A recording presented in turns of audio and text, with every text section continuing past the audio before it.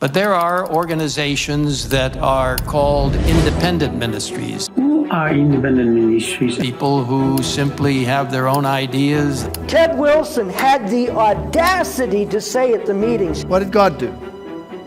He had to rise up independent ministry. And when I hear the term independent ministry, it just kind of makes me feel a little bit like these people are not with us. There is a plethora of opinion as to who they are and why they exist. We will talk about that. I also have a ministry, so I wanted to get down to the very bottom of it and also understand the history of how it all got started. Join us as we take you into the history of how independent ministries came to being, and as we answer, does God approve of them?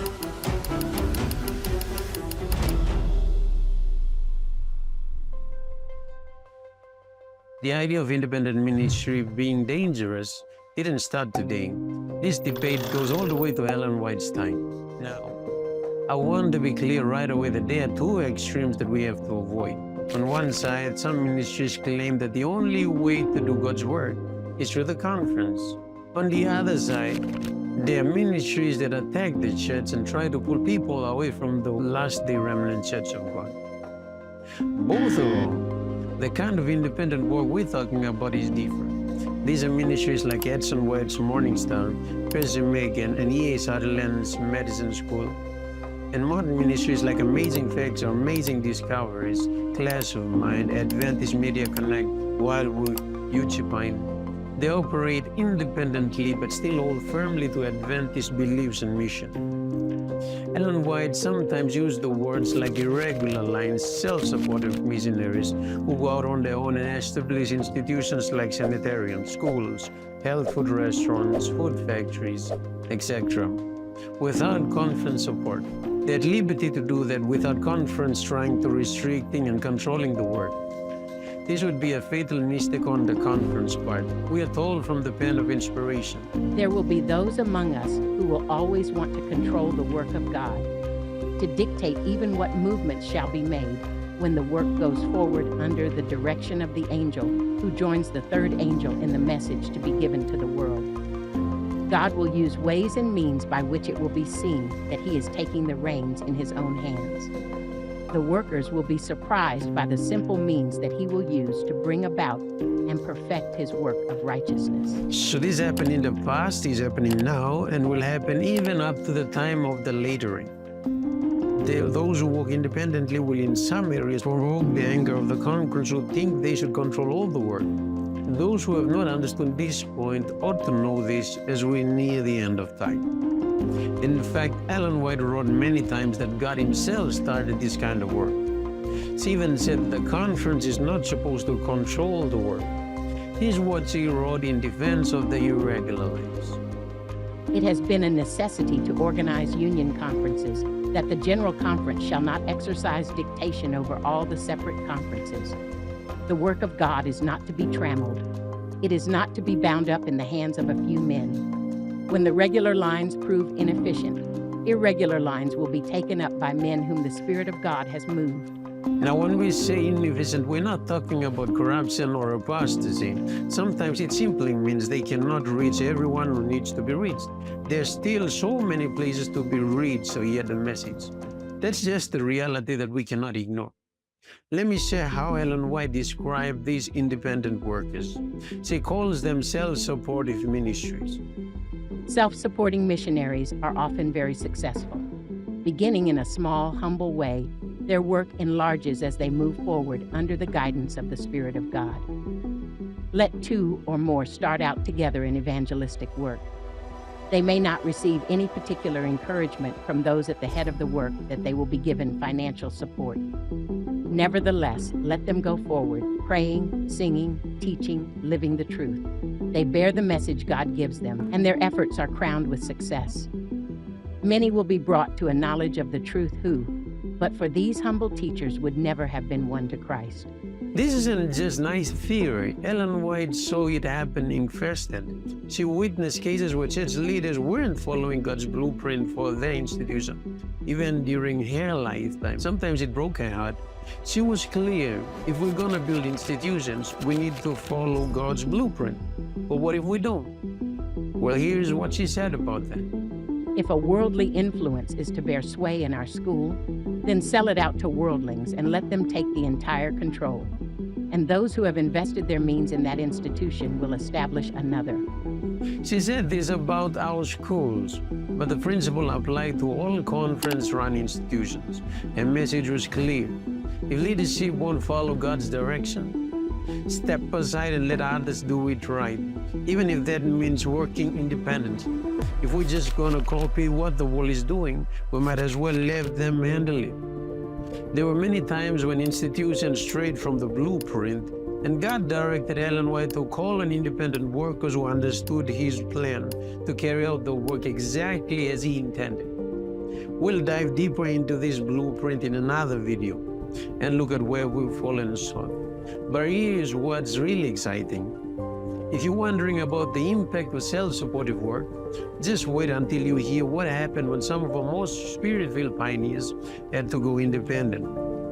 Not only did God approve it, He was actually guiding the whole process through Ellen White. Their story will completely transform how you see God's work through His church and His plan to finish the work.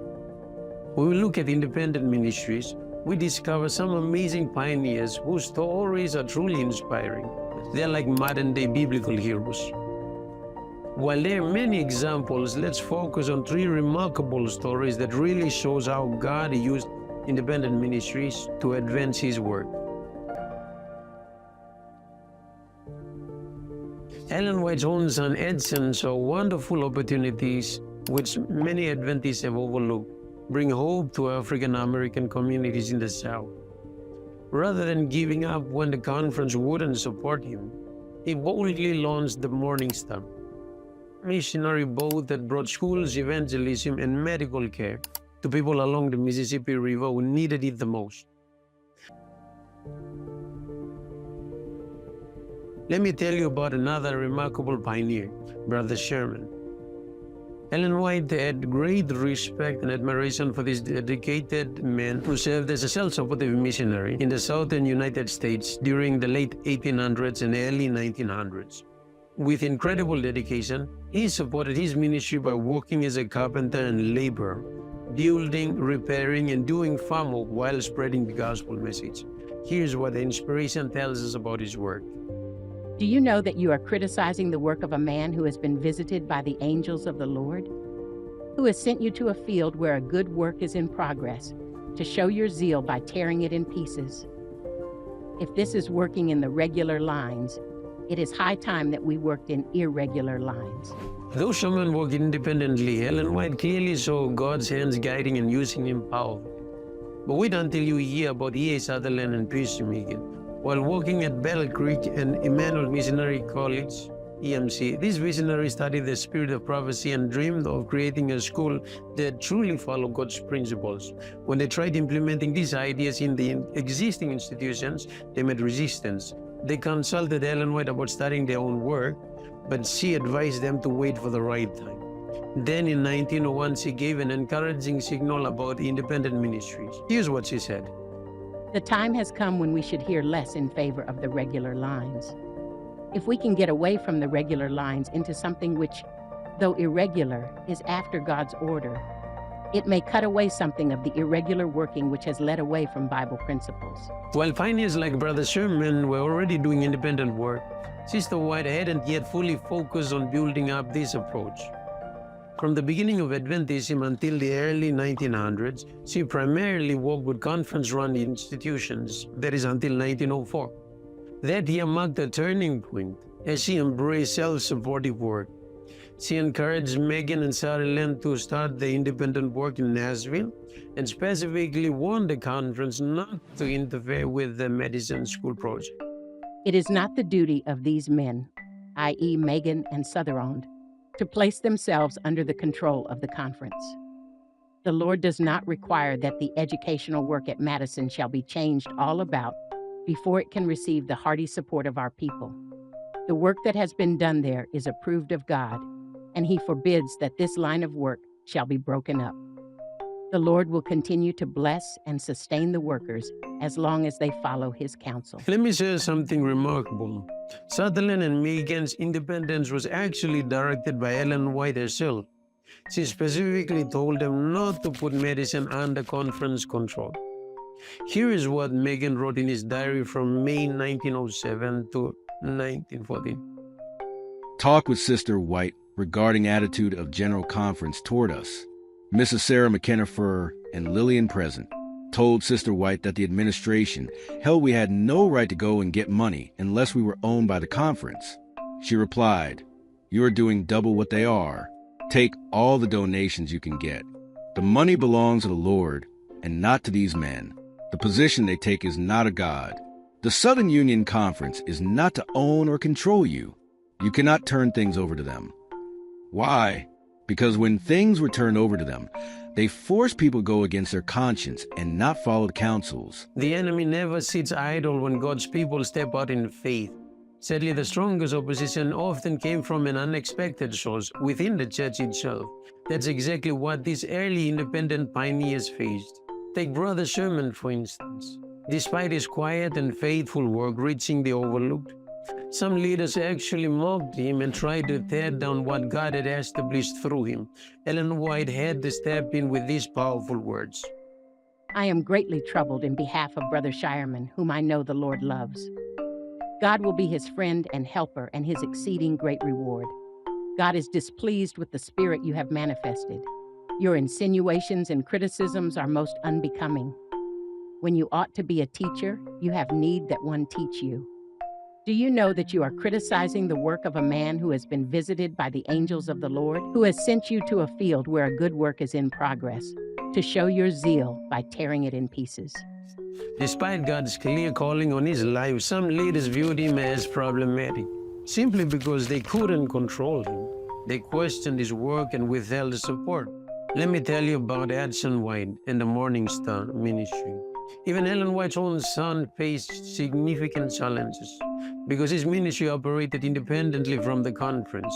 Support was hard to come by. In Hudson's own word, "The building and fitting up of the Morning Star were financed from the sale of Gospel Primer, and the expenses to our field were met from the same source." Ellen White saw the challenges her son and his wife faced.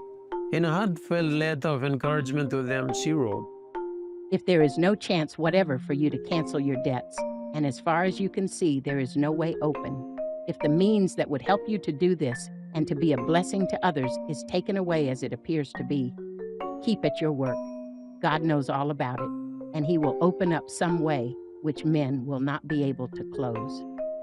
Our God is a God of justice. I know that these things that are not after God's ordering will cut you to the quick. It is a repetition of the same thing which Satan brought about before, which drove you to discouragement. But do not permit him to do this. Look unto Jesus. Make straight paths for your feet. I cannot relieve you in any way as far as I can see. If you trust in the Lord Jesus, he will help you. E.A. Sutherland and P.C. Megan faced even stronger opposition. When Ellen White advised them to keep medicine school independent, some church leaders saw it as outright rebellion. Sutherland later shared how they were accused of being unfaithful and dividing the church. The situation grew tense as some leaders attempt to stop church members from supporting their work. Let me share a powerful letter Ellen White wrote to Conference President A.G. Daniels and GC Vice President Erwin Henry Evans. She spoke with clear conviction. The Lord has instructed me that from the first, the work in Huntsville and Madison should have received adequate help. But instead of this help being rendered promptly, there has been long delay. And in the matter of the Madison School, there has been a standing off from them because they were not under the ownership and control of some conference. This is a question that should sometimes be considered, but it is not the Lord's plan that means should be withheld from Madison because they are not bound to the conference. The attitude which some of our brethren have assumed toward this enterprise shows that it is not wise for every working agency to be under the dictation of conference officers. There are some enterprises under certain conditions that will produce better results if standing alone. This highlights the ongoing tension when work operates outside conference control. Leaders often want oversight of every project requiring their approval for major initiatives. But medicine was no small endeavor. Ellen White herself noted that it was doing twice the work of battle cry. These were challenging times of intense conflict within the church. Now comes one of the most touching and tragic stories, the passing of Ida Megan, Percy Megan's beloved wife, who stood faithfully beside her husband during these tough times. Ellen White's words cut straight to the heart. Sister Megan worked with her husband, struggling with him and praying that he might be sustained. She did not think of herself but of him, and God did sustain them as they walked in the light. But it seemed to her as if some of our brethren had not a heart of flesh. His poor wife was informed that Sister White had taken a stand against her husband. Oh, why did anyone ever say such a thing? Sister White never turned against Brother Megan or against Brother Sutherland. But Sister Megan was so weighted down with sorrow that she lost her reason. Now the poor woman has gone, leaving 2 motherless children. All this because of the work done by unsanctified tongues. Let that sink in. Ellen White directly attributed her death to the harsh treatment from church leadership. The stakes couldn't have been higher. Despite knowing they faced strong opposition, she worked tirelessly supporting her husband's ministry. But hearing that even Ellen White supposedly opposed them, though completely false, was more than she could handle. The press ultimately claimed her life. This wasn't just an isolated incident. Time and again, when God called someone to step out in faith, Satan worked through jealousy, control, and bureaucracy to block their path. That same spirit that fought against God's prophets of old is still very much alive, even within today's remnant church. But here is what's fascinating. This challenge isn't unique to our church at all. The Bible reveals this exact same pattern in the lives of John the Baptist, Jesus, Paul, and many others. Though they faced rejection from the religious establishment of the days, their work transformed the world. Let's explore how they experienced mirror our pioneer's journey.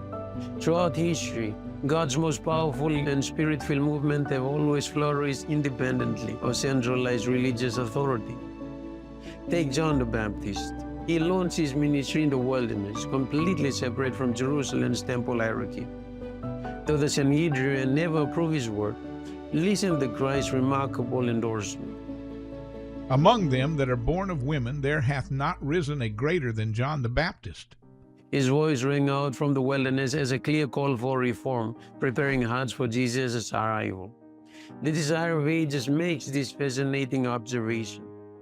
Training of the rabbinical schools would have unfitted him for his work. God did not send him to the teachers of theology to learn how to interpret the scriptures. Jesus himself followed this independent pattern. While he taught in synagogues, his ministry wasn't controlled by the religious council. His authority came straight from the Father. And look who he chose as his disciples. Not religious scholars, but ordinary fishermen and tax collectors, training them outside the traditional religious system. The Apostle Paul embraced the same approach. Though he had every right to receive support from the leaders, as we see in 1 Corinthians 9, verse 14, he chose to support himself as a tent maker. I have coveted no one's silver or gold or clothing. You yourselves know that these hands have provided for my necessities and for those who were with me. In all things I have shown you that by working hard in this manner you must help the weak, and remember the words of the Lord Jesus, that he said, it is more blessed to give than to receive. Let me say how Paul demonstrated true independence. He traveled across the Roman Empire preaching and encouraging believers while supporting himself completely. This approach brought real credibility to the gospel message and showed its strength and transformative power. Through his example, Paul showed exactly what dedicated lay people could achieve in places where people hadn't yet had the gospel truth. His inspiring approach motivated many humble workers to advance God's cause while supporting themselves through daily work. He illustrated in a practical way what might be done by consecrated laymen in many places where the people were unacquainted with the truths of the gospel. His course inspired many humble toilers with a desire to do what they could to advance the cause of God, while at the same time they supported themselves in daily labor. This beautiful spirit of independence also shines through in the story of the Waldensians, remarkable people who kept the truth alive during the dark Middle Ages. While they worked as merchants, their true calling was as missionaries. When the young people went to universities, it wasn't about career or success. It was about quietly sharing the seeds of gospel truth. Here's what Ellen White tells us. From their mother's knee, the Waldensian youth had been trained with this purpose in view. They understood their work and faithfully performed it. Converts to the true faith were won in these institutions of learning, and frequently its principles were found to be permeating the entire school.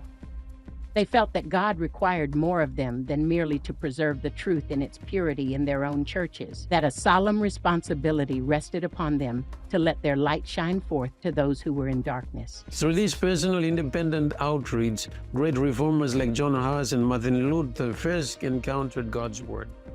These humble merchants evangelists working without official backing accomplished something remarkable. They helped prepare the way for the Reformation itself. Friends, just like John, Jesus, Paul, and the Waldensians, today's gospel workers need to be ready to work with their own hands when needed, stay true to the message, and keep focused on reaching souls rather than chasing positions and titles. Here is a thought-provoking question. If God had always worked so powerfully through independent, spirit-led efforts, especially during times of spiritual darkness, could He be calling for revival of this same approach as we approach Christ's return?